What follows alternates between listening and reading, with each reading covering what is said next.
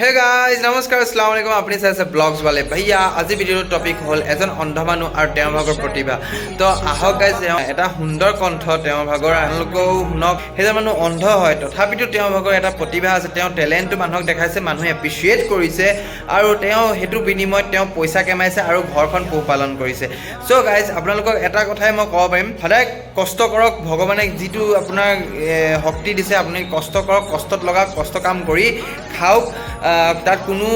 লাজৰ কথা নহয় যেনেকুৱা কামেই নকৰক কিয় কোনো ইমানেই কথা সৰু ডাঙৰ বুলিবলৈ কোনো নাই চুৰ ডকাইত নাই কৰাটো চুৰ ডকাইত কৰিলে বেলেগ কথা চুৰ ডকাইত নাই কৰা ন নিজৰ কেমেৰাৰে আপুনি লাগিলে ঠেলা চলাওক আপুনি ৰিক্সা চলাওক যি চলাওক বাছ কষ্ট কৰি খাওক মানুহৰ কথা শুনি লাভ নাই তাই কম কষ্ট কৰি যাওক ফলটো পাবই কোনো কথা নাই ফল ওপৰলৈ লিখি থৈছে বাছ সেইখিনি আছিলে গাইজ ক'ব ভাল লাগিছে ভিডিঅ'টো আপোনালোকে এতিয়াই লাইক ছাবস্ক্ৰাইব কৰি লওক আৰু ভাগৰ প্ৰতিভা চাওক